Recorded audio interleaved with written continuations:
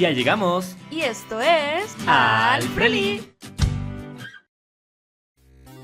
Ya todos sabemos la historia de Coco. Sería bastante extraño que alguien no la haya visto sabiendo que se estrenó hace ya 5 años. Pero aún así, si no la tienes tan presente hoy en día, permíteme recordarte que al inicio se nos explica que la familia de Miguel odia la música debido a que hace mucho tiempo el padre de Coco, quien era músico, abandonó a su familia. Desde entonces, en la familia está prohibida la música y en su lugar se dedican a la creación de zapatos. Motivo por el cual Miguel ayuda en el negocio familiar yendo a las calles a bolear los zapatos de las personas. Sin embargo, algo que no termina de convencernos es el hecho de que su familia se moleste porque Miguel vaya a la plaza del pueblo debido a que ahí hay muchos mariachis. Entendemos que odian la música y por eso no les guste que Miguel visite un lugar donde ésta esté por todos lados, pero si no va a la plaza, entonces ¿a dónde iría a bolear zapatos? Viven en un pueblo, ¿dónde más podría encontrar tantos clientes si no es ahí? No es como si estuviera en la ciudad, donde podría ponerse en cualquier banqueta y se encontraría mucha gente pasando. Incluso el mismo Miguel dice que va a dicho lugar por la cantidad de gente que hay, pero no, la familia prefiere perder un buen de ganancia con tal de que Miguel no se acerque a la música por algo que pasó hace años. No lo entiendo,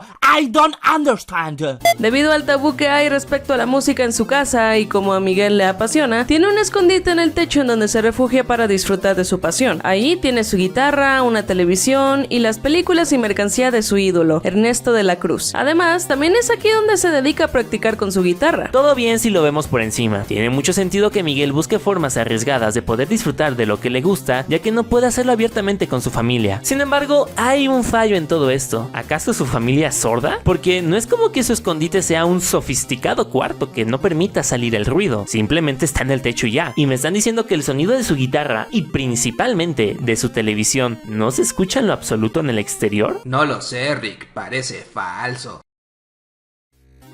Un poco más adelante en la película, cuando Miguel escapa de su casa para participar en el concurso de talentos y se mete en el mausoleo de Ernesto para tomar su guitarra y poder participar, notamos algo que se nos hizo muy curioso, y es que cuando Miguel toca su guitarra, se puede escuchar que el instrumento está afinado. Esto resulta muy extraño debido a que se supone que la guitarra ha estado ahí desde que Ernesto murió, o sea que nadie la ha tocado en muchísimos años, lo cual hace que sea increíble que no se haya desafinado a pesar de todo ese tiempo. Por otro lado, ¿no se les hace un poco extraño el momento en el que la gente se da cuenta de que la guitarra no está en su lugar? Porque es como si todos hubieran llegado al mausoleo con la intención de ver si alguien había robado la guitarra. No es como que una sola persona haya llegado a, no sé, a limpiar el lugar un poco y por casualidad se diera cuenta que faltaba la guitarra. No, llegó toda una multitud, incluso con linternas en mano, como si ya supieran que Miguel había robado. ¿No te parece eso curioso? Parte de la creencia en el festejo del Día de los Muertos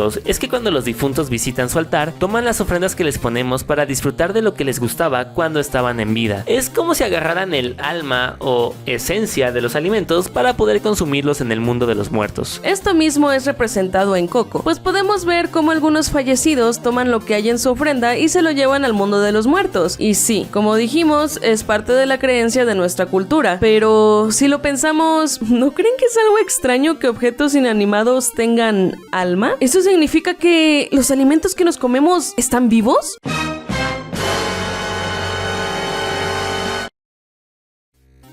Cuando Miguel toma la guitarra de Ernesto y es transportado al mundo de los muertos, sucede algo interesante pero lógico, y es que los vivos no son capaces de verlo, pero los muertos sí. Esto genera que Miguel, por obvios motivos, se asuste. Después de todo, está viendo un montón de esqueletos caminando por ahí. Lo mismo sucede con los muertos que lo ven a él. Por alguna razón se asustan de ver a Miguel. Y sí, es entendible que no sea normal ver a un vivo en el mundo de los muertos, pero no creo que la reacción deba pasar de la sorpresa. Creo que lo normal sería que se sorprendan de ver a un vivo, pero no llegar al punto de asustarse tanto. Después de todo, cada año los muertos vienen a ver a los vivos. ¿Por qué les daría miedo ver a un vivo de la misma manera en la que nosotros sentimos miedo de los fantasmas entonces? ¡Qué buena pregunta, Dorothy! Dejando de lado lo raro de la situación anterior, Miguel se encuentra con los integrantes de su familia ya fallecidos, quienes se dan cuenta de la extraña situación en la que se encuentra y deciden llevarlo al mundo de los muertos para ver cómo solucionar esto y regresarlo con los vivos. Es aquí donde conocemos a un personaje que les explica la situación y les dice que la única forma de regresarlo es si su familia le da su bendición. Todo bien hasta aquí. Lo raro viene cuando dicho personaje comienza a estornudar debido a la presencia de Dante, un xoloitzcuintle que acompaña a Miguel. ¿Que por qué es extraño? Pues para empezar, los los xoloescuincles no tienen pelo, así que no veo la razón del estornudo. Pero más importante aún, los esqueletos no tienen nariz. Incluso la misma película habla del poco sentido que tiene esta situación. Otro personaje que también es introducido a esta altura de la película es Héctor, un muerto que cada año trata de pasar al mundo de los vivos de cualquier forma para poder ver a su familia, pero nunca lo logra ya que nadie pone su foto en un altar, la cual es la única forma de poder pasar al mundo de los muertos. En fin, resulta que más adelante Héctor y Miguel hacen un trato, el cual consiste en que Héctor le ayudará a llegar con Ernesto de la Cruz a cambio de que Miguel ponga una foto suya en su altar para poder pasar al mundo de los vivos. Es aquí donde ocurre algo bastante extraño, y es que ¿no les parece raro que Héctor tenga una foto de él mismo? ¿De dónde consiguió esa foto? ¿Murió con ella? Y si fue así, otra vez, ¿por qué tenía una foto de él mismo guardada en sus bolsillos? Encuentro esto misterioso.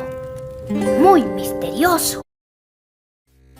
Adelantándonos un buen tramo de película, hay una parte en la que Miguel entra a un concurso de música para ganar una entrada a la fiesta de Ernesto. Esta sería la primera vez en la que Miguel demuestra su talento ante el público, y a decir verdad, le fue bastante bien. Y esto se puede ver reflejado en la reacción de las personas que vieron su acto. Algo que pasa en paralelo a esto es que la familia de Miguel, la cual lo ha estado buscando en el mundo de los muertos todo este tiempo, llegan al lugar donde se está llevando a cabo este concurso. Pero, ¿adivinen qué? Absolutamente ninguno de ellos se dio cuenta de que Miguel se encontraba en el escenario. ¿De verdad nadie escuchó la voz de Miguel en el micrófono? Tal parece que su familia en realidad sí está sorda, y además de eso, ciega. Por cierto, ahora que recordamos, hace un rato mencionamos que los muertos van por las ofrendas que su familia les deja en sus altares, pero se nos pasó comentar algo bastante importante. ¿Los esqueletos comen? Porque podemos ver a un sinfín de muertos llevando comida a su mundo, otros bebiendo, e incluso se puede notar que en el mundo de los muertos hay comercios, como este esqueleto que fue a comprar un par de lotes. O sea, la comida no solo se consigue yendo al mundo de los vivos, también existe en el mundo de los muertos. ¿Pero por qué? Todos son huesos y ya. No hay órganos en sus cuerpos que tengan que ver con la alimentación y por lo tanto no hay necesidad de que coman. Tampoco creo que tengan papilas gustativas que nos hagan pensar que comen únicamente por el sabor de los alimentos. Además, hasta se nos deja muy en claro que no hay baños en este mundo. Entonces, ¿a dónde va lo que se come y beben? Esas preguntas no me dejan dormir en la noche. Luego, cuando se revela que en realidad Ernesto de la Cruz envenenó a Héctor, cuando estaban vivos obviamente, para luego quedarse con sus canciones y con ellas obtener el éxito que obtuvo, nos entró una duda. ¿Por qué Ernesto tenía veneno? Porque no fue como que antes de que Héctor se quisiera ir a su casa, Ernesto haya tenido que ir a conseguir el veneno y prepararlo en su bebida. No, en la escena tal cual se ve como Ernesto simplemente sirve los tragos, como si el veneno ya estuviera en el vaso. Además, no creo que envenenar a Héctor sea la solución más inteligente. Después de todo, fue él quien compuso las canciones que le dieron fama. ¿Por qué te desharías de la persona que hace esas canciones? Por otro lado, debido a esta situación, se entiende que Ernesto no creó ninguna canción y todas fueron hechas por Héctor. Entonces podemos suponer que durante toda su carrera no sacó canciones originales y por tanto siempre cantaba las mismas. ¿Esto no se le hizo raro a sus fans? El ir a sus conciertos y que, a pesar de los años, siempre cantara lo mismo y no hubiera ninguna canción nueva. Cuando Ernesto es descubierto por Miguel y manda a este y a Héctor a un pozo para que no les den problemas, ambos son salvados por Imelda y su alebrije, y durante el viaje se puede ver cómo Dante pasa de ser un perro común y corriente a un alebrije, le salen alas y toda la cosa. Aquí lo que no entendemos del todo es por qué Dante se convirtió en una de estas criaturas, porque esto no es explicado en la película y la verdad es que es algo que pasa de repente y realmente no significó mucho, lo que hace que este suceso se sienta un poco extraño. Dicho esto, más que algo sin sentido, es algo que no entendimos. ¿Acaso si un animal entra a este mundo y se queda cierto tiempo, así se convierte en alebrije? Por otro lado, siguiendo con el misterio que envuelve a estas criaturas, al final de la película podemos ver cómo el alebrije de Imelda, el cual es una especie de jaguar alado, va al mundo de los vivos junto con Dante y se convierte en un gato. ¿Por qué este alebrije en el mundo de los muertos es una criatura tan feroz y gigante, pero en el de los vivos solo es un gato? ¿No sería más lógico que fuera un jaguar? Yo no lo entiendo. Volviendo al hilo de la historia, luego de ser salvados, Miguel y su familia deciden ir al concierto de Ernesto para recuperar la foto que le robó a Héctor para poder ponerla en el altar, pues está siendo olvidado. Debido a esto, podemos ver una escena en donde la familia persigue a Ernesto por el backstage y tienen que enfrentarse a la seguridad. Todo esto resulta en una emocionante y épica batalla en la que los Rivera terminan siendo vencedores. Muy épico y todo, pero nada lógico. O sea, estamos viendo a un cuerpo de seguridad, es decir, personas que se supone que son entrenadas y que se dedican a proteger contra Ernesto, siendo derrotados por una simple familia de zapateros que, por estas razones, claramente no saben nada sobre combate, y aún así son ellos los que les patean el trasero a los de seguridad, o bueno, el fémur. Siguiendo con la parte de la batalla final, hay una escena en la que, por un descuido, Ernesto captura a Miguel y con total sadismo lo termina aventando desde un precipicio para acabar con él.